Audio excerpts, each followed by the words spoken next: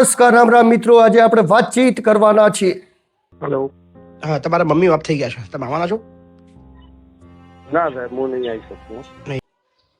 મિત્રો, આ શબ્દો સાંભળીને કદાચ તમારું હૃદય એ દ્રવી ઉઠ્યું હશે, ને જો તમારું હૃદય હજી સુધી દ્રવી ન ઉઠ્યો હોય તો હવે જે તમે વિડીયો જોવાના છો, વિડીયો સાંભળીને આજે તમારું હૃદય એ દ્રવી ઉઠશે. શું ખરેખર કળિયુગની અંદર આ જ સત્ય હકીકત છે?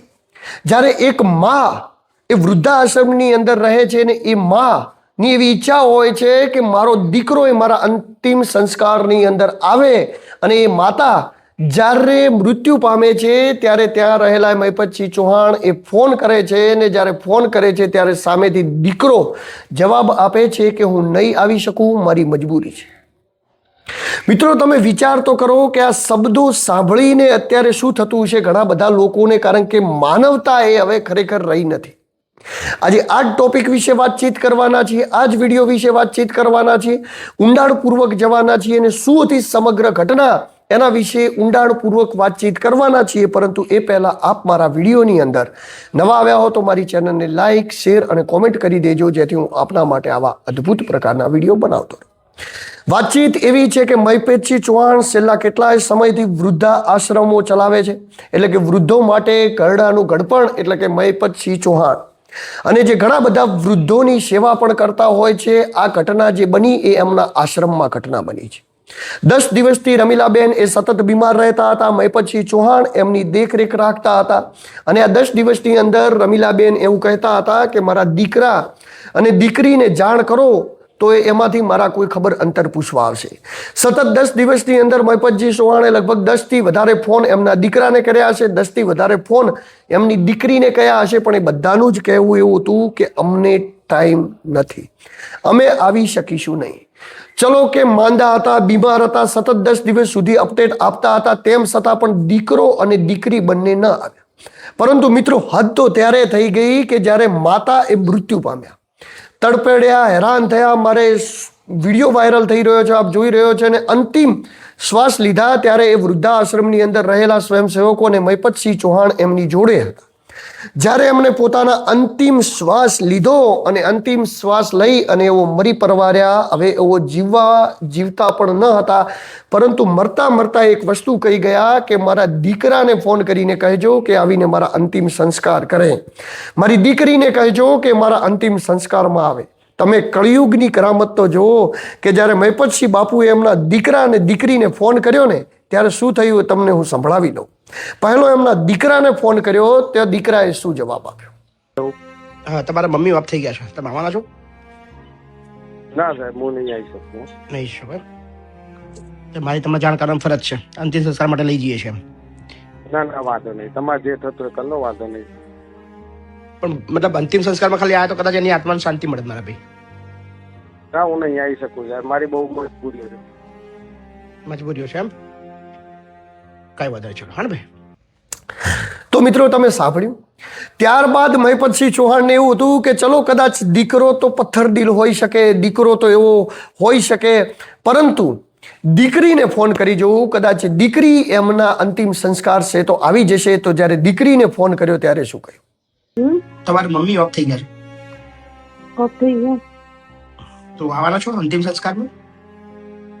ના બાપુ નહીં આવી. હા ને, તમારા ભાઈને બી જાણ કરી, એને બી ના પાડી. ના પાડી એને મૂકવા કોણ આવી હતું બાપુ? એ છોકરો બનીને જ આવ્યો હતો ને, તો પછી એવું કીધું કે ડ્રાઈવર છે એવું કીધું હતું. એ નહીં, તો હમણાં તમે સોમવારે છેલ્લો ફોન કર્યો ત્યારે ને એ છોકરો આવ્યો હતો. પેલા પણ મૂકવા આવ્યું હતું. યાદ નહીં કોણ મૂકવા આવ્યા કે કેટલા મહિનાથી છે, પણ તો તમને તો દર અઠવાડિયે કહીએ છીએ કે ભાઈ તબિયત ખરાબ છે, પણ તમારામાંથી કોઈને આવું જ ના હોય તો શું કરીએ બેનો? ના બાપુ, સોરી, હું તો નહીં આવી શકું. કઈ નથી. તો તમે સાંભળ્યું, જ્યારે દીકરીને ફોન કરીને એવું કહેવામાં આવ્યું કે તમે અંતિમ સંસ્કારની અંદર આવી જાઓ, ત્યારે દીકરી ખુદ એવું કહી રહી છે કે એમને છોડવા માટે કોણ આવ્યું હતું ત્યાં. જ્યારે મહિપતસિંહ ચૌહાણ એમ કહે છે મેં તમારા ભાઈને પણ ફોન કર્યો. હા, તો એ ટાઈમે કોણ એમને છોડવા આવ્યું હતું? જ્યારે મહિપતસિંહ ચૌહાણ એમ કહે છે કે મને યાદ નથી કોણ છોડી ગયું, ન જાણે કેટલા મહિનાઓથી કેટલા દિવસોથી અહીંયા છે એની મને ખબર નથી, પરંતુ તેમ છતાં તમે આવી શકો તો સારી બાબત કહેવાય. તો કહે કે ના, મારી મજબૂરી છે, હું નહીં આવી શકું. મિત્રો, હવે વાતચીત એ થઈ રહી છે કે એક મા બાપ ને પોતાના દીકરા અને દીકરીને પોતાના મા બાપના અંતિમ સંસ્કાર જવા માટે એવી શું મજબૂરી નડતી હશે ને આ સમાજનું આ વહેણ એ કઈ તરફ જઈ રહ્યું છે? આ બાબતે જ્યારે ઊંડાણપૂર્વક વાતચીત મહિપતસિંહ ચૌહાણ જોડે કરવામાં આવી અને અમને પૂછવામાં આવ્યું ત્યારે એમણે કહ્યું કે મારા વૃદ્ધાશ્રમની અંદર 27થી વધારે વૃદ્ધોના આ રીતે મેં અંતિમ સંસ્કાર કર્યા છે, જેમના અંતિમ સંસ્કારની અંદર એમના દીકરા દીકરી કે એમનું સ્વજન કોઈ પણ હાજર ન હતું. મોટા ભાગની આ ઘટનાઓ એ સિટીઓની અંદર બને છે અને મોટા ભાગની આ ઘટનાઓ બનવાનું કારણ એકમાત્ર કારણ છે કે લોકોને સ્વતંત્ર રીતે જીવવું છે, લોકોને મા બાપને સાથે રાખવા નથી, લોકોને એવી રીતે જીવવું છે. હવે જો તમે આ રીતે સ્વતંત્ર રીતે જીવવા તરફ વળેલા છો, સ્વતંત્ર રીતે જીવો છો, તમારા મા બાપને વૃદ્ધાશ્રમમાં મૂકી દો છો, તમારા મા બાપની ખબર અંતર પણ તમે પૂછવા માટે આવતા નથી, તો તમારા જે જણેલા દીકરાઓ છે, છોકરાઓ છે, એ તમારા જોડેથી શું શીખશે? એ પણ આવું જ શીખશે. એટલા માટે તો મિત્રો એક કહેવતની અંદર કહ્યું છે કે જણની જણે તો એવો જણજે, કા દાતા કા સૂર, નહીં તો રહેજે વાજણી, મત ગુમાવીશ આપણું નૂર. આજે બધી જ માતાઓને એવું કહેવાનું થાય છે કે જો તમે પુત્ર જણો કે પુત્રી જણો તો એવો જણજો કે જે શૂર હોય, દાતા હોય, ભગત હોય, તમારી સેવા કરે, કાં તો વાજણી રહેજો, તમારું નૂર મત ગુમાવજો. અને એવો પુત્ર કપૂત ન જણતા કે જે તમને વૃદ્ધાશ્રમમાં મૂકી આવે અને તમારા અંતિમ સંસ્કાર હોય તો તમારી દેખભાળ પણ લેવા ના આવે. આવી ઘટનાઓ એક નહીં, આવી ઘટનાઓ ઘણી બધી ઘટી રહી છે.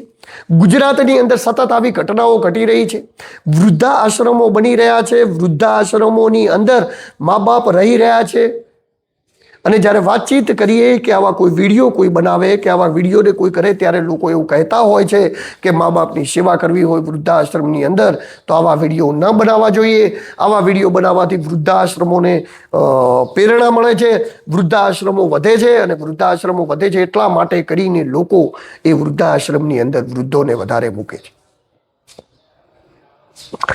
જે મા બાપે તમને જણીને મોટા કર્યા, જે મા બાપે રાત દિવસ એક કરીને કંઈ પણ વિચાર્યા વગર તમારી પાછળ એનો સમય, એનું બધું જ જ્યારે એને આપી દીધું હોય અને ત્યારે તમે એવા મા બાપને વૃદ્ધાશ્રમમાં મૂકી આવો છો.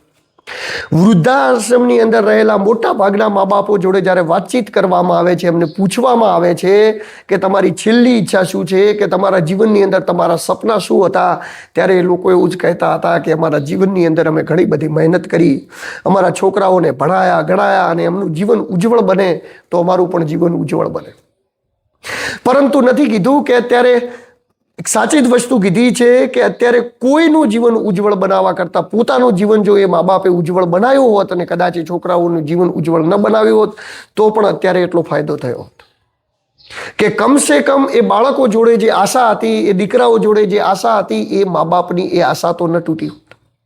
આ રમીલાબેન કયાના વતની છે, શું વતની છે આપણને ખબર નથી, પરંતુ આ સોશિયલ મીડિયાના માધ્યમથી હું વિડીયો બનાવું છું ને કહું છું કે જે પણ એમના દીકરા અને દીકરી હોય, જે પણ આ રમીલાબેનને ઓળખતા હોય, જે પણ હોય, ખરેખર આવા લોકોથી તમે ઘૃણા કરજો. મારે આ શબ્દો ન કહેવા જોઈએ પરંતુ એટલા માટે કહી રહ્યો છું કે આવા લોકો સામાજિક જીવનમાં ક્યાંય પણ જીવે, ક્યાંય પણ આવે તો આવા લોકોથી ઘૃણા કરજો, આમનાથી નફરત કરજો, એટલે એમને ખબર પડે કે મા બાપને આ રીતે રઝળતા મૂકવાનું કારણ શું હોય છે. એ માની એક આશા એવી હતી કે એકવાર એના દીકરા કે દીકરીને જોઈ લે તો કદાચ એને સંતોષ મળી જોત, કદાચ એના આત્માને શાંતિ મળી જોત, પરંતુ એ શાંતિ પણ એના આત્માને ન મળી. એના આત્માને શાંતિ મળે એવું કાર્ય પણ આ લોકોએ ન કર્યું. તો તમે મિત્રો વિચાર તો કરો કે આવા દીકરા અને દીકરી જે પણ મા બાપને અહીંયા પેદા થતા હશે એ મા બાપની હાલત શું થતી હશે, એ મા બાપની હાલત કેવી છે. આ તો વાતચીત છે વૃદ્ધાશ્રમની. એક વૃદ્ધાશ્રમ ચલાવતા મહિપતસિંહ બાપુ એવું કહે છે કે 27થી વધારે વૃદ્ધોના અંતિમ સંસ્કાર મેં કર્યા છે. આવા કેટલા વૃદ્ધાશ્રમ ચાલે છે, આવા કેટલા વૃદ્ધાશ્રમ ચાલે છે. અને વૃદ્ધાશ્રમ વગર પણ લોકો પોતાના ઘરે જે રહે છે, પોતાના ઘરે જે છે એ પણ ઘણા બધા વૃદ્ધો પીડાતા હોય છે. વાતચીત એવી છે કે મા બાપની થોડી ઉંમર થતાં એમના સ્વભાવ ચીડચીડિયો થઈ જતો હોય, કંઈ પણ થઈ જતું હોય એટલે વારંવાર એમને હેરાન પરેશાન કરવામાં આવે છે, એમને હેરાન પરેશાન કરી અને ઘરની અંદર એમને એવા પીડાવવામાં આવે છે કે એમના મા બાપ સામેથી એવું કહે છે કે હવે અમને ઘરે નથી ફાવતું, અમારે વૃદ્ધાશ્રમમાં જઈને રહેવું છે. મેં પણ એક વૃદ્ધાશ્રમની મુલાકાત કરી હતી. ત્યાં એક માજી હતા 93 વર્ષના. એ માજીને જ્યારે મેં પૂછવામાં આવ્યું ત્યારે તમે વિચાર નહીં કરી શકો, એમનો એક છોકરો ડોક્ટર હતો, એક છોકરો એન્જિનિયર હતો, એક છોકરો પ્રોફેસર હતો અને એક છોકરાને 4 પંપની અંદર ભાગ હતા. અને 93 વર્ષના માજી વૃદ્ધાશ્રમની અંદર સડતા હતા અને એવી આશા હતી એમને કે ક્યાંક ને ક્યાંક મારા દીકરાઓ કે એ લોકો આવશે. જ્યારે મમ્માજીનું ઇન્ટરવ્યૂ કર્યું, એમના જોડે વાતચીત કરી, એમની દર્દભરી કહાની એમણે સોશિયલ મીડિયાના માધ્યમથી મૂકી અને પછી એમના દીકરાઓને દીકરીઓને ખબર પડી અને એ લોકો વૃદ્ધાશ્રમમાં આવી અને એ 93 વર્ષના બાને પોતાના ઘરે લઈ ગયા. તો આવી તો કેટલા બધા વૃદ્ધાશ્રમની અંદર ન રહેતા લોકોની દર્દભરી કહાની છે. આ રમીલાબેનની કહાની એ વસ્તુ કહી જાય છે કે ખરેખર આપણે એ કળિયુગની અંદર જીવી રહ્યા છીએ કે એ જમાનાની અંદર જઈ રહ્યા છે જ્યાં હવે લાગણીઓની કોઈ જગ્યા નથી, જ્યાં હવે એવી આધુનિકતા તરફ આપણે જઈ રહ્યા છીએ જ્યાં હવે નફરત, ઘૃણા, જ્યાં હવે કળિયુગના જે સ્વરૂપો છે હવે ધીરે ને ધીરે બહાર આવવાના છે. એટલે મિત્રો, આ તો ઘણા બધા સેવાભાવી માણસો હોય છે મહિપતસિંહ ચૌહાણ જેવા કે જેઓ આવી બધી સેવાઓ કરતા હોય છે. પોતાના મા બાપની સેવા તો છોડો, પણ અન્યના મા બાપોની સેવા એ આવા મહાન લોકો કરતા હોય છે. ખરેખર આવા લોકોને સતસત વંદન છે, જે લોકો આવું કરે છે. અને આમના ઉપર જે આક્ષેપો મૂકવાવાળા લોકો છે ને જેવું કહેતા હોય છે કે આ લોકો સોશિયલ મીડિયાથી પૈસા ઉઘરાવે છે, સોશિયલ મીડિયાથી આ કરે છે, સોશિયલ મીડિયાથી કાંઈ પણ કરે. મિત્રો, પૈસા કોઈકની સેવા કરીને ઉઘરાવે છે, સેવામાં માટે ઉઘરાવે છે. કોઈના તોડ પાણી નથી કરતા, કોઈનું કરપ્શન નથી કરતા, કોઈ ઓફિસમાં બેસીને એવો 2 નંબરના પૈસા નથી લેતા, કોઈ ખેડૂતની એવો હાય નથી લેતા. કોઈ ખેડૂત જ્યારે માલ લઈને જાય ત્યારે એના બિયારણ કે એનો જે માલ હોય એના અંદરથી પૈસાનું વેપારીકરણ કરી અને આ લોકો કોઈની હાય લઈને પૈસા નથી લેતા. લોકો દુઆ લે છે. ભગવાનના સ્વરૂપ જેવું એમનું કામકાજ છે અને આવા લોકોને ખરેખર વંદન છે મિત્રો. અને આજના તબક્કે મારે વધારે પડતા કાંઈ જ નથી કહેવું, પરંતુ એટલું જ કહેવું છે કે સમાજની અંદર ખરેખર જો આવી કોઈ ઘટનાઓ ઘટતી હોય કે કોઈ દીકરા દીકરીઓ પોતાના મા બાપને હેરાન કરતા હોય, પરેશાન કરતા હોય, વૃદ્ધાશ્રમની અંદર મૂકી આવ્યા હોય, તો આવા દીકરા દીકરીઓથી, આવા પતિ પત્નીઓથી, આવા લોકોથી ખરેખર સમાજને એટલી ઘૃણા કરવી જોઈએ કે સામાજિક ક્ષેત્રે એ કોઈ પણ જગ્યાએ આવી શકે એવા ન હોવા જોઈએ. એ આવે તો એમનાથી ઘૃણા કરો, એમનાથી નફરત કરો, એમને બોલાવો નહીં. તો જ્યારે સમાજ એમનાથી નફરત કરતો થઈ જશે, જ્યારે આ દુનિયા એમનાથી નફરત કરતી થઈ જશે, ત્યારે જ એમને સાચા હકીકતમાં એ ખબર પડશે કે આપણે શું કર્યું. અને તમે વિચાર તો કરો કે જે એમના મા બાપના નથી થયા, જેમને એમને જણ્યા, મોટા કર્યા, પાલન પોષણ કર્યું, તો એ આ દુનિયાના શું થવા? એ બીજા કોઈને શું ઉપયોગી થઈ શકવાના? જે એમના મા બાપે જેમને જણીને આટલા મોટા કર્યા છે એ એમના જ નથી થઈ શક્યા. તો મિત્રો, સમાજની અંદર આવી ઘટનાઓ ઓછી ઘટે, સમાજની અંદર પરિવર્તન આવે એવી એક આશા સાથે નમસ્કાર, રામ રામ. અને આ તબક્કે મહિપતસિંહ ચૌહાણને ખૂબ ખૂબ વંદન, અભિનંદન, રામ રામ.